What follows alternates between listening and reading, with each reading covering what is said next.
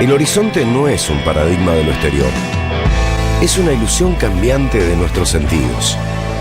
Ser y parecer.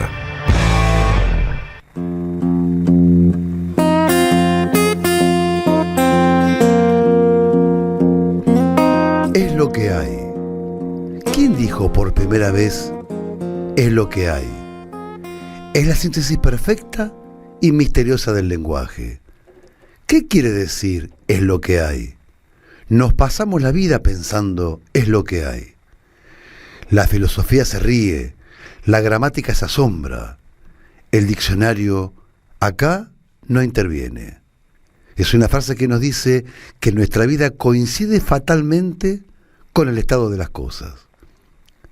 Si un idioma perdura en el tiempo, es gracias a frases como estas. Es lo que hay. Implica una adhesión al mundo tal cual es. Lo tomo tal cual está, lo acepto. Esa frase tiene una vida propia. ¿Existirá en otro idioma? ¿Se habrá dicho alguna vez en otra lengua? ¿Es una frase irónica? Después de un balance, cuando se miden los hechos del día y percibimos un agobio, una herida sin fin, imposible de transcribir, entonces decimos, es lo que hay. Es una especie de agonía que nos dice al oído que nuestro contrato con la vida está casi averiado, pero lo precisamos para seguir adelante, para seguir viviendo. Es lo que hay. Es un brillo en el lenguaje porque resume y recopila sentidos contrapuestos. La mansedumbre indolente frente a los azotes del destino. Se suele usar como una rara jactancia, simulando humildad ante lo que en realidad creemos que nos debe dejar optimistas y jubilosos. Siempre nos quedamos pensando, después de decir, es lo que hay. Es lo que hay, nos permite continuar con nuestra búsqueda. Pensamos la frase perfecta, y la frase parece que también nos piensa a nosotros. Es provocación, pero también es lamento. Es lo que hay. A veces es el último soplo de una pena, pero también puede aplicarse a situaciones donde no hay pérdidas ni lamentos, sino satisfacciones y la ilusión de un triunfo. Es la reserva de amargura que hay en todo festejo. Dice lo que quiere decir y lo que no estaba previsto decir. Una carencia esencial, un bache en el alma, una existencia corroída, pero también advierte sobre la lucha que no hemos abandonado.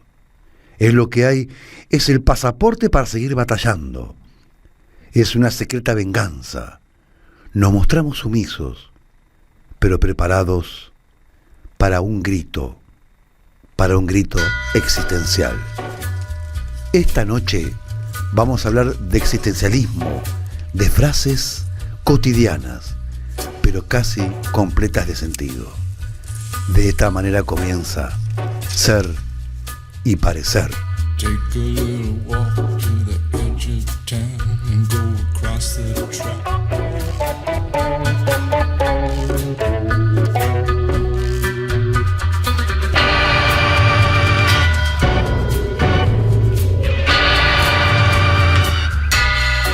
Buenas noches, mi nombre es Silvio Matar. Mi nombre es Aixa Matar. Bien, Aixa, tenemos las redes. Por supuesto, pueden comunicarse con nosotros, que estamos presentes en Facebook, en Instagram y en Twitter como @Silvio Matar, y también estamos en YouTube y Spotify como Ser y Parecer AM530. Tuvimos un mes hablando, en el mes aniversario justamente, sobre el existencialismo, ¿no? Entre la frase, entre la tensión entre el ser y el parecer. Uh-huh. Y justamente son frases que forman una lengua, digo, son parte de un lenguaje y que sostienen al lenguaje, ¿no?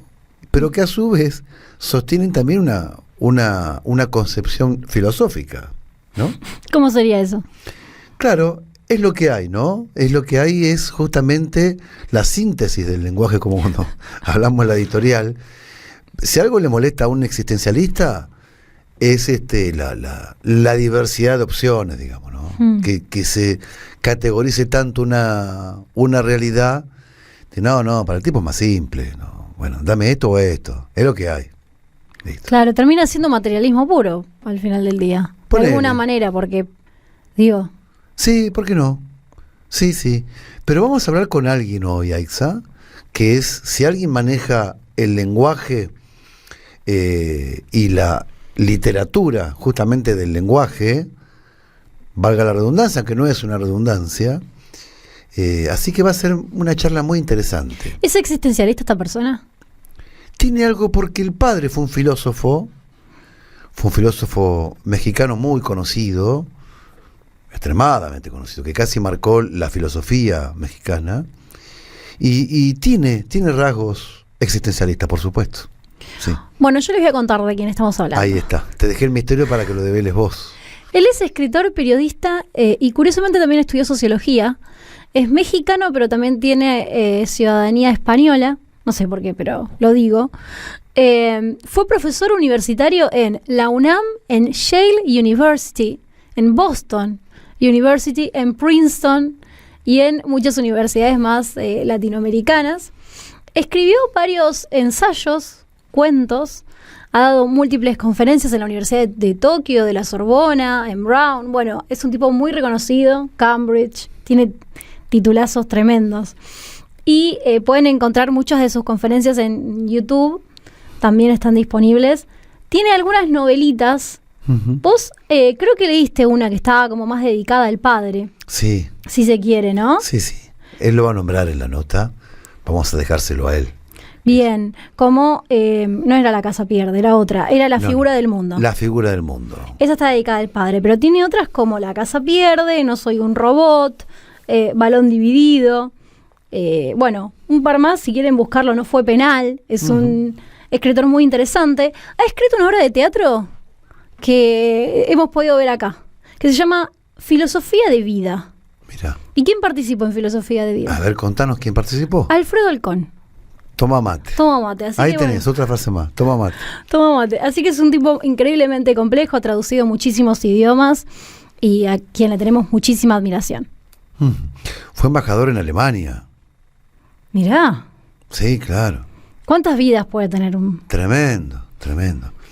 Por eso trabajó también en España, por eso tiene la doble ciudadanía, porque lo contrataron como crítico de fútbol para 2 canales mexicanos. No, hemos tenido, creo que si existiera una categoría de notas, digo, es una nota muy compleja esta porque el tipo está en México. Es que no sé si se darán cuenta, pero yo no pude leer una biografía porque los premios son 2 páginas. Claro, Es imposible presentar a una persona así, pero bueno, búsquenlo porque es muy interesante. tremendo. Juan Villoro se llama. Bueno, vamos a escuchar la nota y volvemos para ver cómo sigue el programa.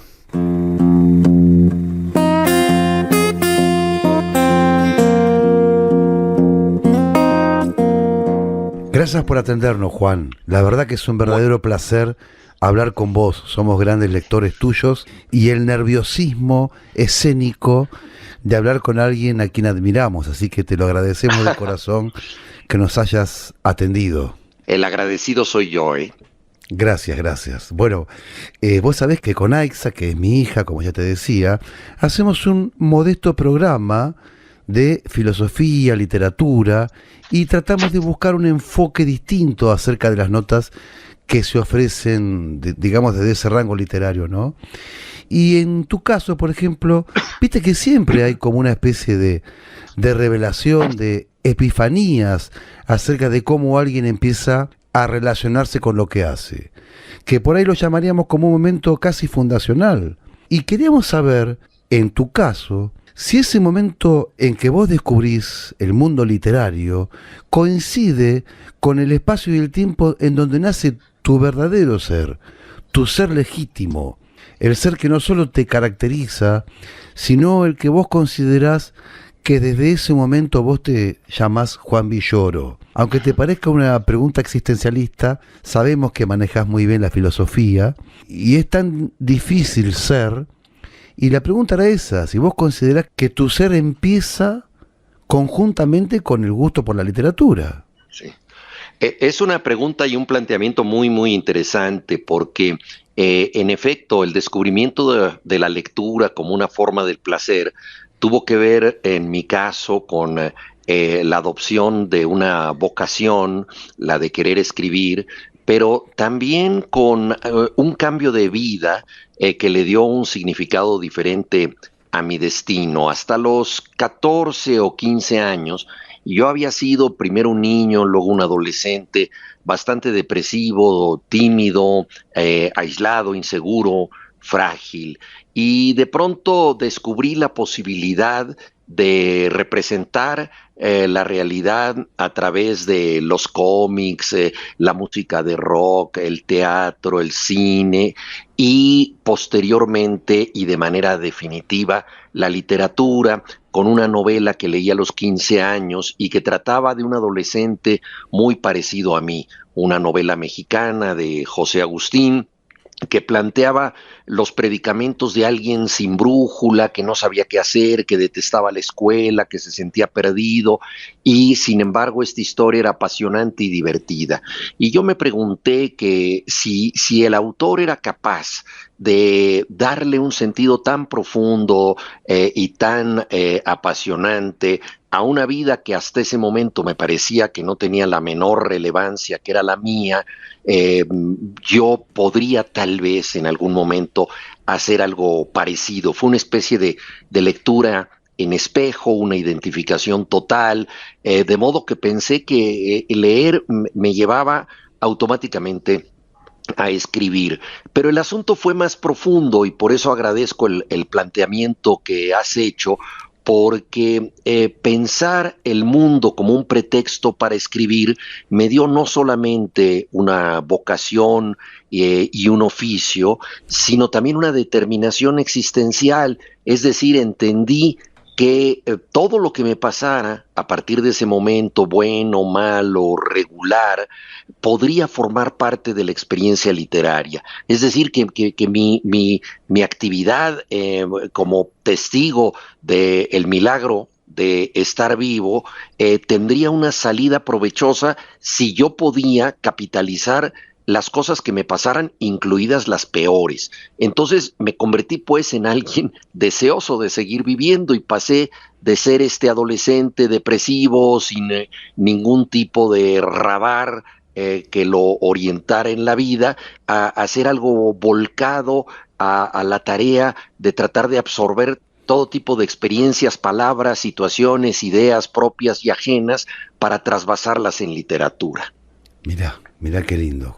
Juan, sabemos que tu padre era un filósofo importante, y ahí viste vos que Borges hace una lectura mal, a propósito, acerca de la filosofía, que la determina como si fuese un género literario, ¿no? Y en tu respuesta uno puede adivinar que hay una línea histórica filosófica, casi heredada por tu propio padre, y que vos también la incluís dentro del mundo literario.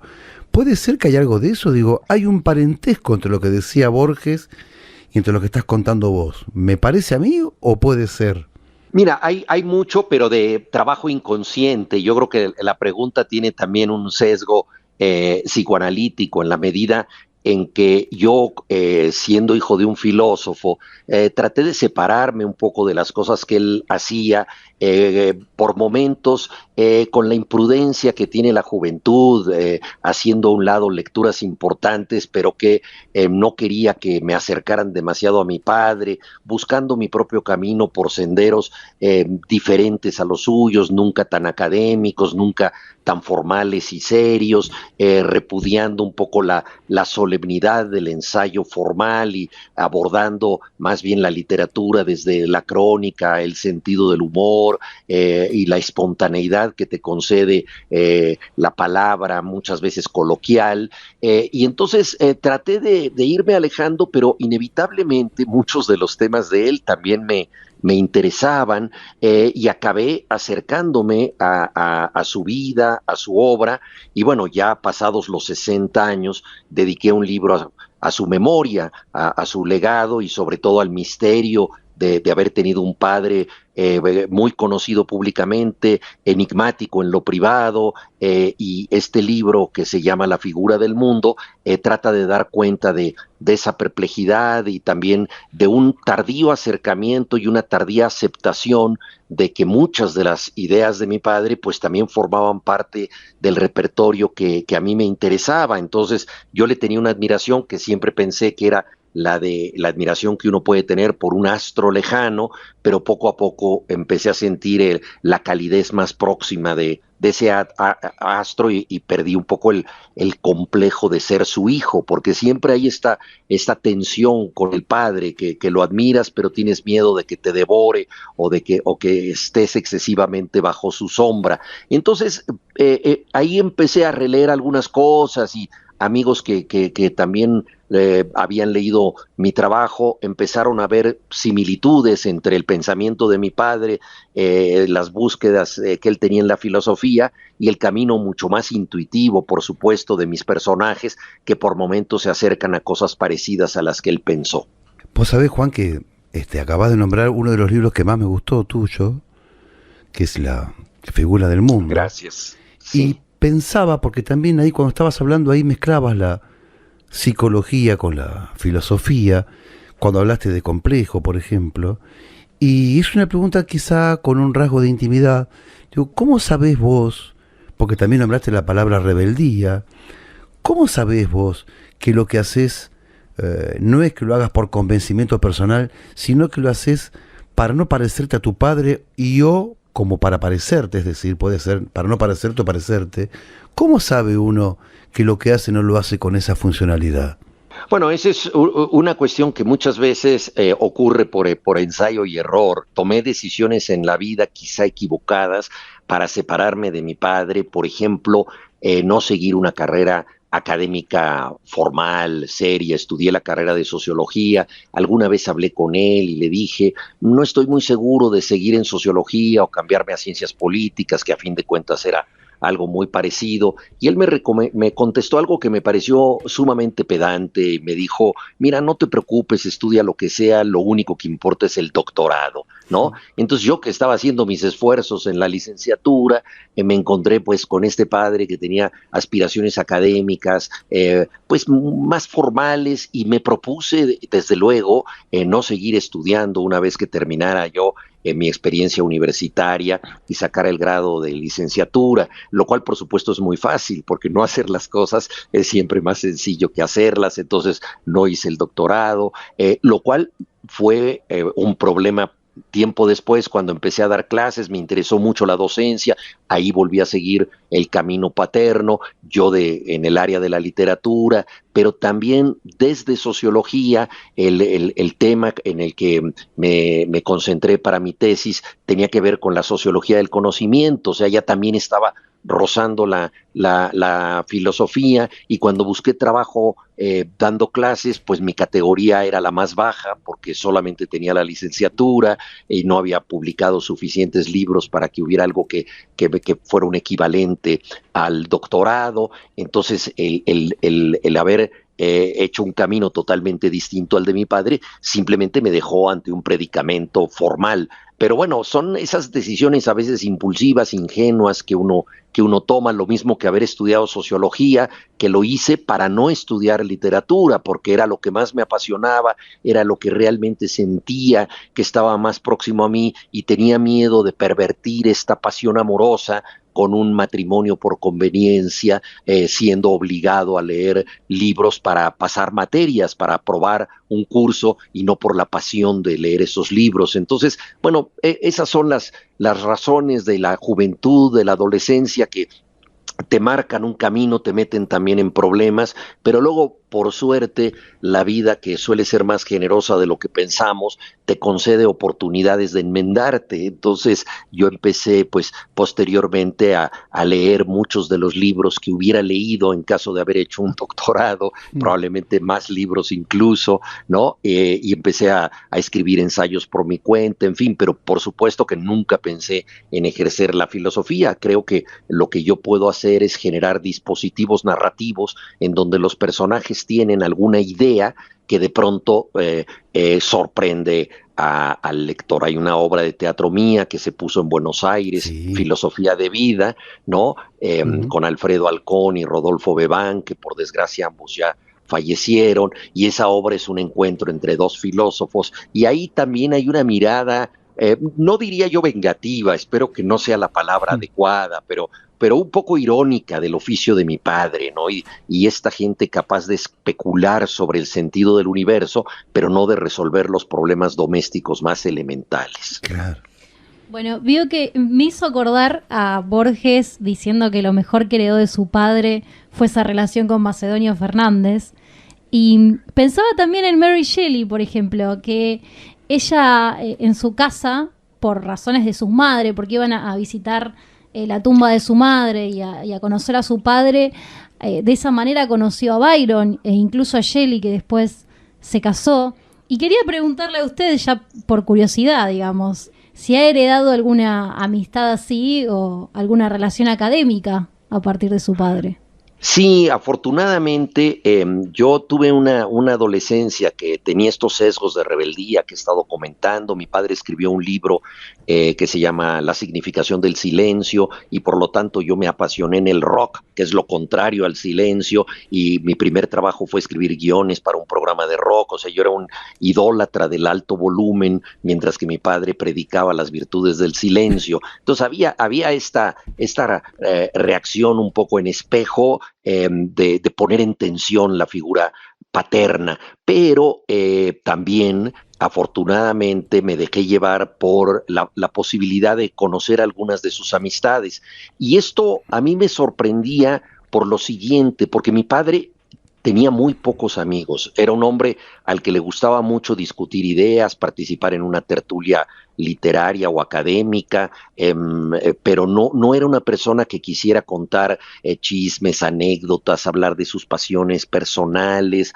y no era muy sociable. Él creció en un internado de jesuitas en Bélgica, su hermano fue sacerdote jesuita, de modo que se acostumbró desde muy joven a la soledad y a sobrellevarla con lecturas y pensamientos. Entonces, cuando de manera excepcional invitaba a alguien a la casa, que solía ser una gente que pues yo había conocido por alguna lectura que había hecho de ella, yo me acercaba mucho, y heredé especialmente una amistad que fue la de Alejandro Rossi, que era un filósofo y también escritor, que creció en Buenos Aires. Él nació en Italia, en Florencia, pero pasó la adolescencia y la primera juventud en Buenos Aires. Era un gran aficionado a la literatura argentina, también por supuesto a la literatura italiana. Vino a México, se hizo muy amigo de mi padre, y luego ellos se pelearon por razones políticas, porque mi padre tenía una ideología muy progresista y Alejandro era más conservador,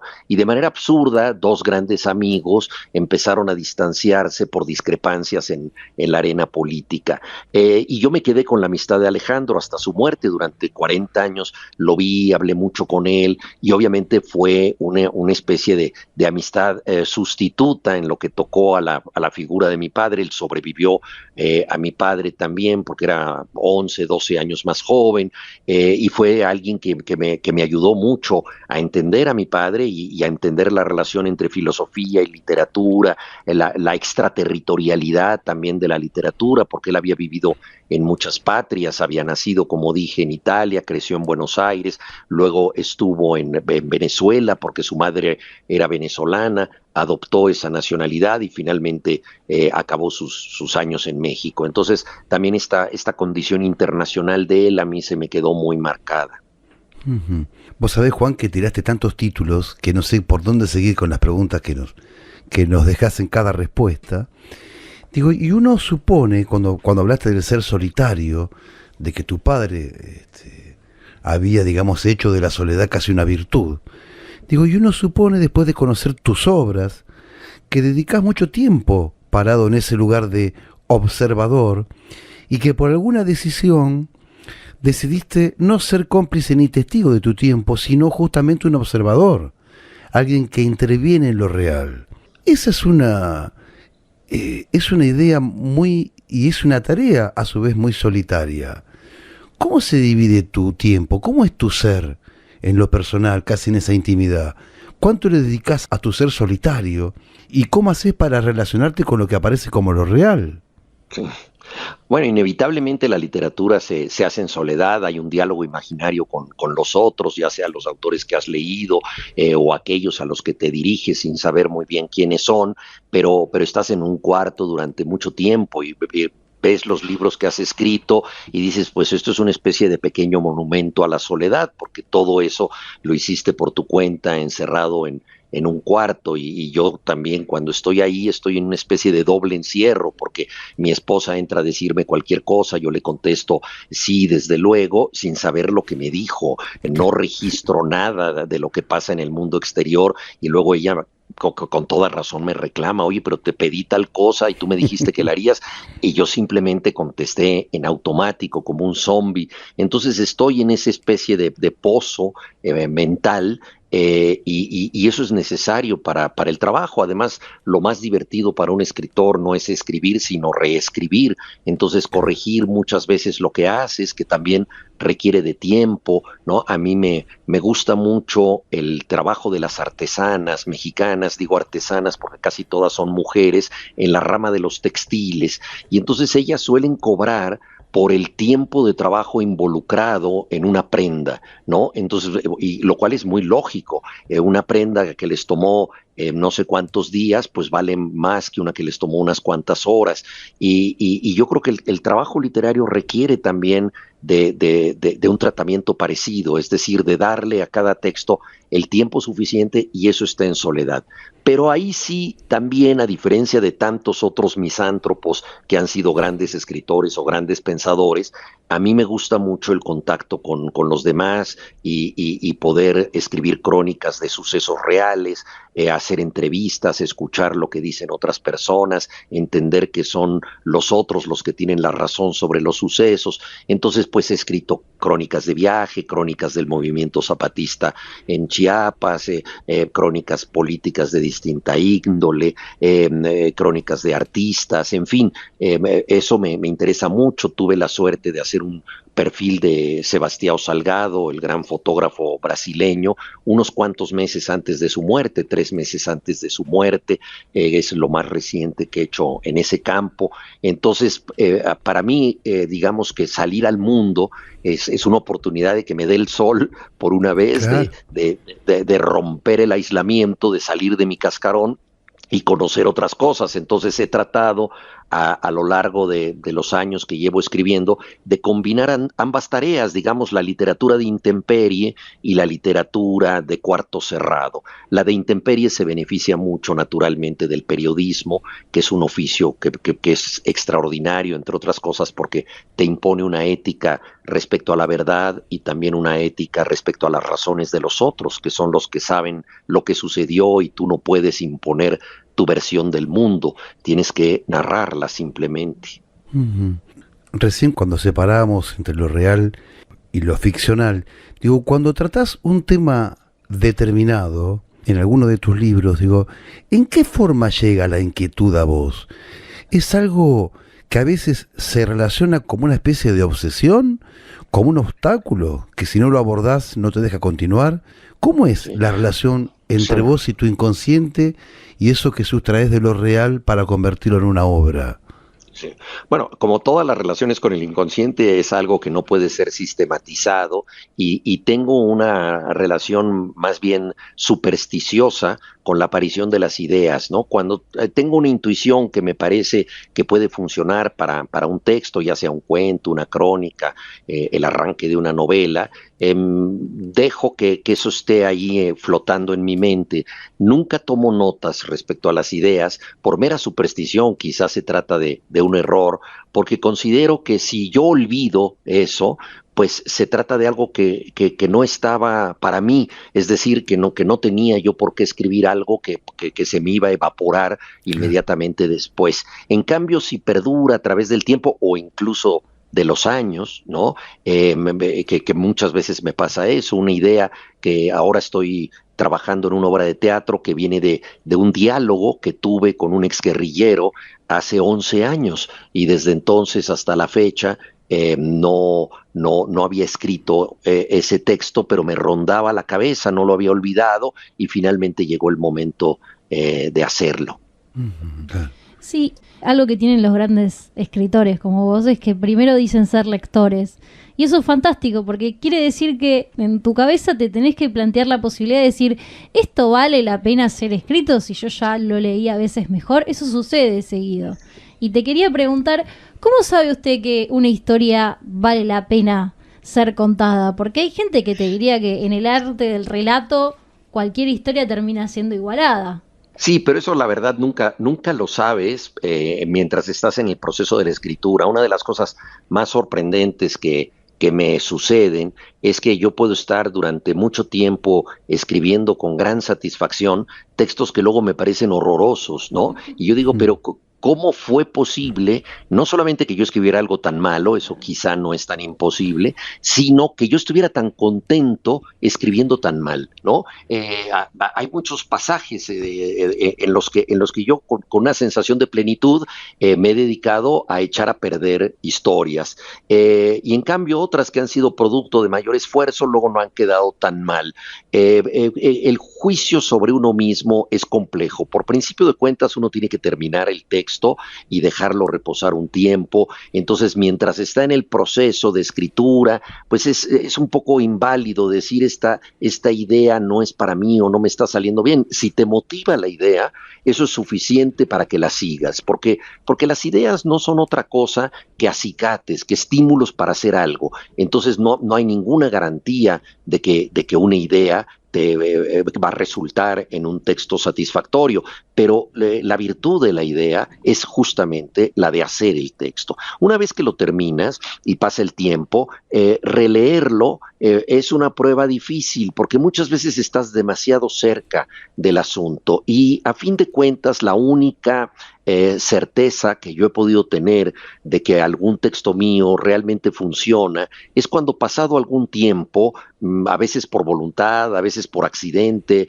o por una obligación, una necesidad para una nueva edición o algo, releo ese texto y me parece sorprendentemente escrito por otro. Es decir, hay una autonomía en ese texto que me asombra un poco, que yo digo, pero ¿en qué momento se me ocurrió esto? No me acordaba yo de haberlo escrito y menos de esa manera. Esa sensación de extrañeza me parece que es la única prueba fiable que yo tengo de que el texto vive por su cuenta, que ya no depende de mis pequeños vicios, de mis ilusiones más personales, sino que cobró una autonomía, lo cual por supuesto me exime a mí de sentirme orgulloso de ese texto, porque lo mejor que tiene es que parece ajeno, parece que lo hizo otra persona, entonces yo debería felicitar a esa persona, pero desde luego ya no la conozco.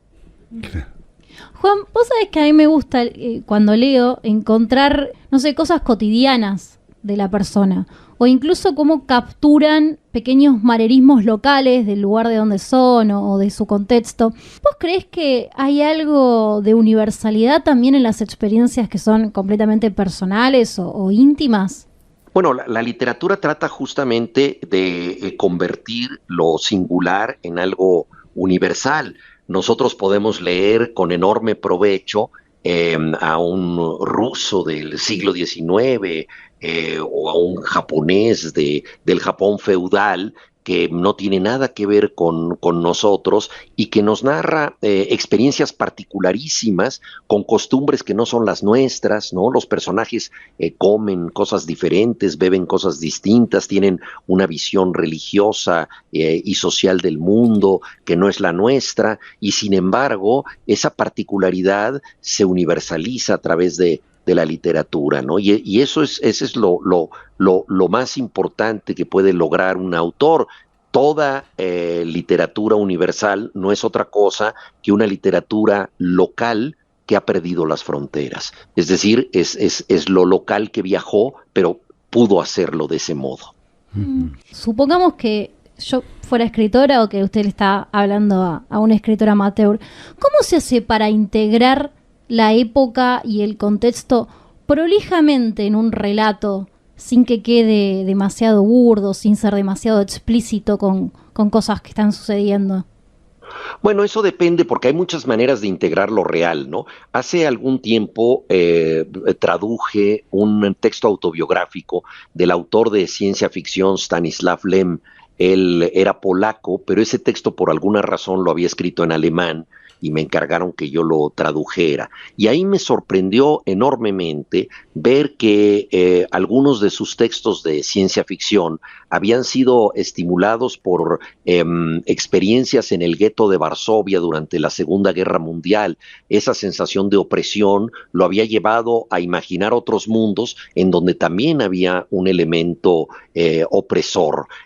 O, por ejemplo, La peste de Albert Camus, que fue escrita durante la ocupación nazi de Francia, y él quería reaccionar ante esa situación también muy opresiva a través de una epidemia, ¿no? Que es lo que él hizo en su novela La peste. Entonces hay maneras a veces simbólicas, metafóricas, de trasvasar lo real, pero todos venimos de ahí, todos venimos de esa realidad. Y hay otro tipo de novela que está mucho más cerca de lo cotidiano, que está mucho más cerca de las noticias que se han dado, de situaciones puntuales, casi periodísticas, ¿no? Cuando Tomás Eloy Martínez escribe Santa Evita, combina los recursos del reportaje con la historia argentina e incide justamente en la percepción que se tiene de esa historia. Entonces, hay distintas maneras de abordar la realidad. Se trata de un asunto inescapable que podemos hacer de manera más metafórica o menos metafórica, un ejercicio de trasvasarla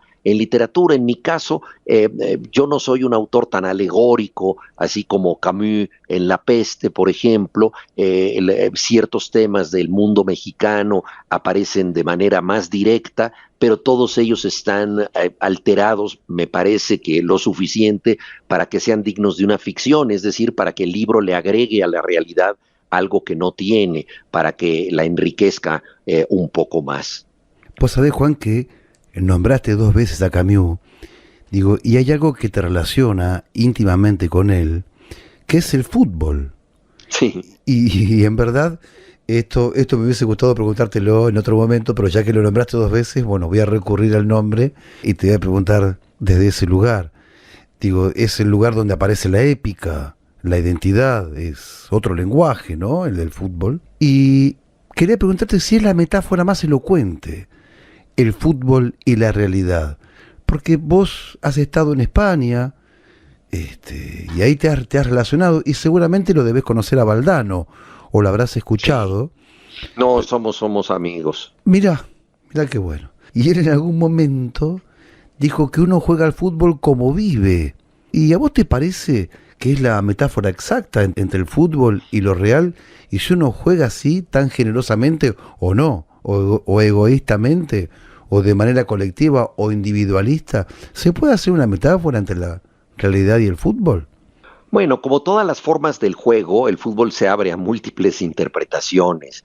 Yo creo que alguien como Albert Camus pudo ver en el fútbol una enseñanza moral. Él decía que prácticamente todo lo que había aprendido de la ética provenía del fútbol. Jugaba a la posición de portero porque es en la que menos se gastan los zapatos, y él era muy pobre y no podía comprarse otros zapatos. Entonces, él también como portero entendió el drama de tener que detener un penalti, y eso lo llevó a escribir muchos años después uno de los alegatos más convincentes contra la pena de muerte y el fusilamiento. Él a 11 metros de distancia sabía lo que era recibir una descarga. Entonces, Camus desde luego supo entender el fútbol como una enseñanza, pero ha habido muchísima gente que ha pasado por las canchas sin entender absolutamente nada de ética, ¿no? Por no hablar de los directivos que toman malas decisiones desde los palcos. Yo creo que hay quienes sí pueden vivir el fútbol de una manera más apegada a una conciencia existencial, pero también hay muchos jugadores que consideran que son solo músculo y que no pueden o no tienen el menor interés en problematizar aquello que están haciendo, ¿no? Y desgraciadamente el fútbol contemporáneo está sujeto a una mercantilización, a abusos políticos, a situaciones totalmente absurdas. Entonces, ojalá fuera tan noble como para que cada quien decidiera jugar según su propio espíritu. Juegas como te lo permite la realidad, como te lo permiten las ligas, los fichajes, tantas cosas, ¿no? Pienso, por ejemplo, en Argentina, cuántos jugadores no quisieran permanecer en su tierra si ahí hubiera una liga competitiva en lo económico y también con una visibilidad internacional tan importante como la Premier League, por ejemplo, de Inglaterra. Pero entonces nosotros, la Premier League es un poco como el Museo Británico, o sea, tiene las grandes piezas sustraídas de otras culturas que son los jugadores, ¿no? Entonces, como un Museo Británico en movimiento, pero claro, ahí tú no decides quién te lleva. Es lo mismo que ha pasado con el saqueo de otros países que se han llevado un sarcófago egipcio, pues ahora se llevan a Mohamed Salah, gran jugador egipcio, a jugar al Liverpool, ¿no? Esa situación es incontrolable para el futbolista, que cada vez es menos dueño de su destino. Pensemos tan solo en el hecho de que juegan 3 partidos a la semana, lo cual es un atentado contra la salud. El más reciente ganador del Balón de Oro, que es Rodri, recibió el premio como jugador lesionado hace ya casi un año y no ha podido volver plenamente a las canchas, de modo que el mejor del mundo no puede jugar por el exceso de desgaste al que lo ha sometido su profesión. Entonces ahí pues ya influye muy poco la voluntad del jugador o el estilo personal que quiere impregnar en un mundo que es tan desgastante para él. Claro. Claro, y ya que hiciste el puente, digo, entre lo que puede acallar una pasión, que en este caso es el dinero, pensaba también en este último mundial así de clubes, para ponerlo en un mejor contexto, digo, históricamente la pasión ha sido un problema en la historia, desde la filosofía y desde la misma literatura se aborda la pasión, como algo muy complejo, como algo muy casi contradictorio. Y en el fútbol teatralizado, se sustituye la pasión y van en busca del espectáculo, digo, y lo hemos visto en este Mundial de Clubes. Pero fíjate que desde ahí, por ejemplo, hay un puente con la política, en donde sí vemos realzarse determinados detalles pasionales, como lo que nos pasa hoy a nosotros, acá que estamos casi padeciendo, y nadie puede decir de que este presidente que tenemos hoy no sea pasional. Digo, ¿se mudó la pasión, Juan? ¿Vos crees que la pasión tuvo así como que se trasladó de un lugar a otro? En el lugar donde habitualmente y era naturalizada la pasión, se la comercializó, como bien dijiste vos, y sin embargo encontró un lugar en la política internacional. Bueno, yo creo que el ser humano es un sujeto, es un animal emocional. Entonces, evidentemente, muchas de nuestras reacciones son antes que nada emotivas, ¿no? Los neurofisiólogos ahora hablan de que las principales decisiones que tomamos, según los estudios más recientes del cerebro, dependen básicamente de un impulso, de una corazonada, y solo después las sometemos al raciocinio.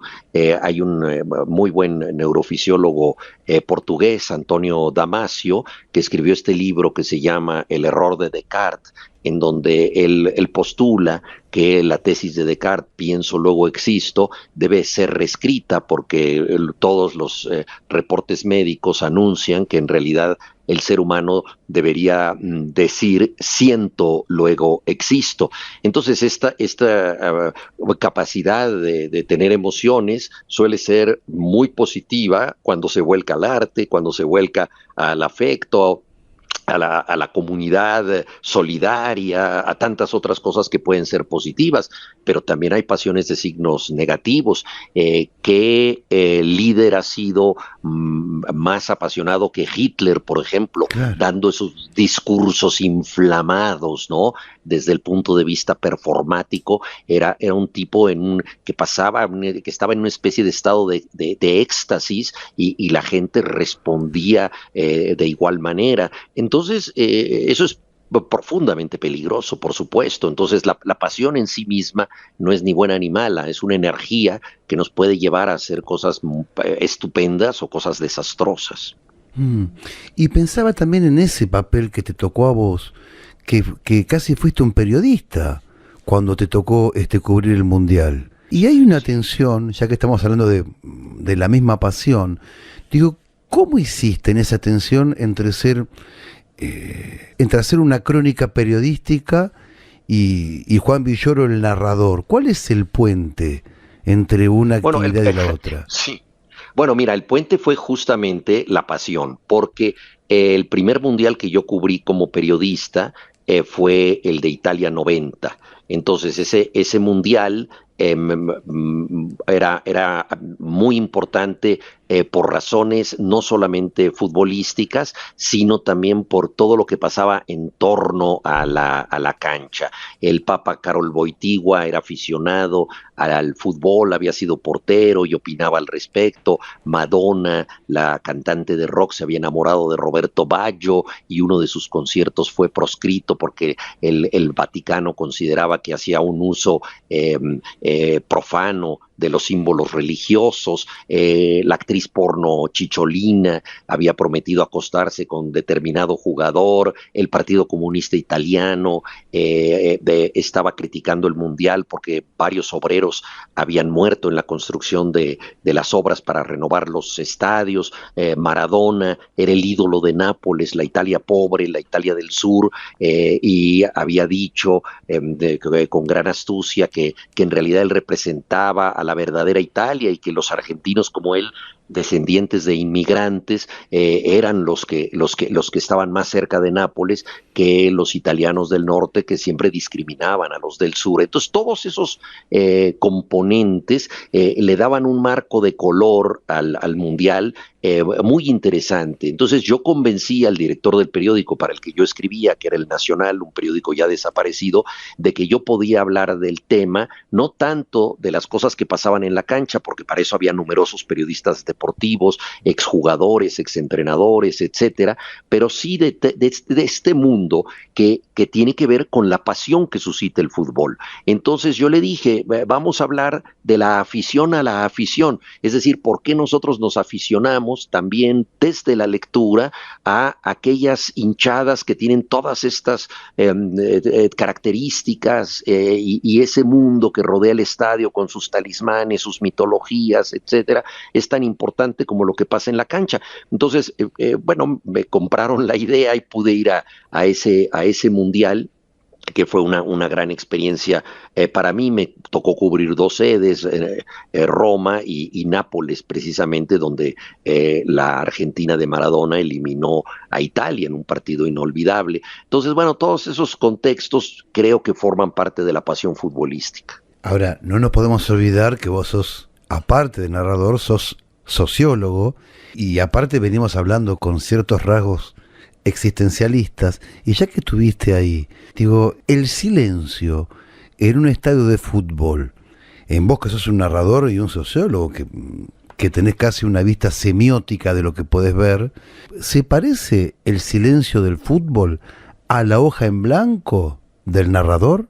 Y bueno, de parecerse, ¿cuál silencio te perturba más? Mira, todo depende de cuál sea la causa del silencio. El silencio más abrumador que yo he escuchado en un estadio ha sido el Estadio San Paolo en Nápoles, cuando Diego tuvo que tirar su penalti contra Italia. Habían abucheado los aficionados a todos los tiradores argentinos anteriores, pero cuando llegó Diego, a quien le debían tantas cosas, él los sumió en un silencio total y bueno, anotó espléndidamente ese penalti y fue una sensación de dolor que no tenía palabras, que no tenía sonidos, que no tenía ni siquiera susurros, ¿no? Entonces ahí la causa del silencio era la tragedia que ellos estaban viviendo, que al mismo tiempo era una tragedia que no dejaba de respetar al ídolo que les había dado tantas satisfacciones a los napolitanos. Entonces, es un silencio que significó mucho, ¿no? Justamente mi padre escribió ese libro que se llamaba La significación del silencio y podría haber escrito al respecto. Claro. Juan, vos sos muy descriptivo y cuando mencionás, por ejemplo, el significante de un silencio, también se contrastaba con cómo describías el contexto, si se quiere, político o de la realidad del fútbol, futbolísticamente. Y me pongo a pensar en el siglo XX, porque en realidad estás un poco describiendo el siglo XX, un siglo muy tumultuoso, no sé, desde la Revolución Rusa o lo del archiduque. Bueno, hablamos también del discurso del nazismo, lleno de pasiones, un siglo con pasiones y reacciones proporcionales también a esas pasiones. Y me preguntaba un poco, vos que también viviste y atravesaste y leíste mucho y podés hacer este análisis no sé, del contraste entre siglos, ¿no?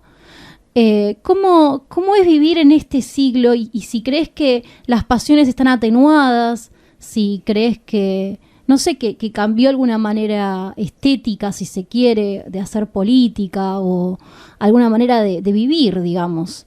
¿Qué contraste reflejado incluso en la literatura? Digo? Bueno, en términos de lo que es el mundo contemporáneo, yo creo que las pasiones no están atenuadas, están simplificadas. Nosotros vemos en las redes sociales que hay una conducta binaria, francamente muy elemental, en donde un mensaje puede tener dos respuestas posibles, a favor o en contra y nada más. Entonces das un like o te sumas a una condena o a un linchamiento y eso es todo. Y todos los matices del pensamiento complejo parecería que no existieran. No me parece casual que los nuevos populismos de un signo o de otro, que ahora han triunfado en tantos países, tengan que ver con la era digital, en donde ha sido muy importante que los cibernautas se acostumbren a una visión blanco o negro de la realidad. Y ahí está el caso de Cambridge Analytica, esta empresa que influyó en elecciones en más de 30 países, justamente fomentando la polarización y la simplificación del discurso. Entonces, vemos figuras de comunicación que antes pues no eran tan notorias, como los famosos haters, por ejemplo. Ese es otro caso pasional negativo, ¿no? Gente que ha tenido un éxito comunicacional exclusivamente por la tarea de detestar a los demás y que perdería seguidores si acaso en algún momento se arrepintiera de algo. Entonces esta es una situación compleja, porque el mundo digital ya forma parte inmanente de nuestra realidad y es algo que ha cambiado radicalmente respecto a la época anterior, en la que no teníamos teléfonos celulares y tenemos una dependencia fuertísima ante todo este mundo. El libro más reciente que yo escribí se llama No soy un robot y trata justamente del papel que todavía puede tener la lectura en tiempos de la sociedad digital que ha cambiado nuestras costumbres de manera definitiva. Juan, las últimas dos y no te molestamos más. Era un poco revisar, digo, hemos hablado de filosofía, hemos hablado de existencialismo y vos sabés que el programa nuestro se llama Ser y Parecer. Estamos cumpliendo un aniversario este mes y estamos abordando justamente cómo es la diferencia entre el ser y el parecer, ese ser casi auténtico como el que hablaba Heidegger. Y la pregunta, la anteúltima de la que te vamos a hacer es: ¿cuándo vos considerás que sos más Juan Villoro que en otras ocasiones? ¿Cuándo te sentís vos casi en esa especie de elixir entre vos y vos mismo? ¿Cuándo sos? Bueno, una de las grandes tentaciones de nuestro tiempo es que confundimos el ser con el ser visto, ¿no? Una característica global es que la gente, cuando va a un restaurante, lo primero que hace es retratar el guiso que le han dado para subirlo a las redes y demostrar que en verdad estuvo comiendo ahí. Nos retratamos en cualquier lugar para que eso tenga una comprobación notarial de que realmente sucedió, y si no nos retratamos, parecería que no tuvimos la experiencia. Entonces, este es un fenómeno de apariencias que obviamente está determinado por la sociedad espectral, en donde nos representamos a nosotros mismos en las redes, muchas veces asumiendo incluso un alias o un avatar. Entonces, en este contexto, digo, yo por fortuna provengo de otra época, una época que todavía creía en la persona, y yo como me siento más genuino es cuando estoy o bien haciendo lo que más me gusta, que es escribir, que además lo hago porque no puedo hacer otra cosa. O sea, no es que yo me lo imponga, sino que simple y sencillamente para mí es lo que me gusta hacer, y si no me gustara dejaría de hacerlo, si no tuviera ideas no me forzaría, ¿no? Eso por un lado, y por otro lado en el contacto con mi hija, con mi mujer, con los amigos, en fin, esta parte donde pues, tú no eres más que uno en un engranaje afectivo, ¿no? Eso es donde yo me siento mejor, donde yo creo que estoy un poco más relajado, ¿no? Aunque no soy una persona particularmente dada a la relajación. Bueno, nos has dado en cada respuesta un sello humanista que nosotros esperamos porque conocemos tu obra y siempre tratamos de ver quién hay detrás de ese otro que escribe, quién es el ser que agarra una lapicera y se sienta delante de un hoja en blanco. Y a partir de ese lugar es que te vamos a preguntar cómo la pasaste durante la nota, Juan.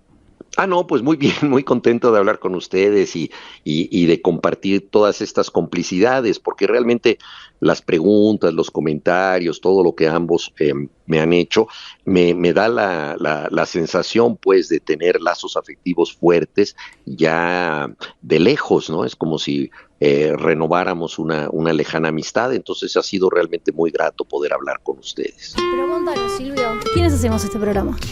En la producción y operación técnica, Arielito García. En la idea, Adrián Zaffaroni.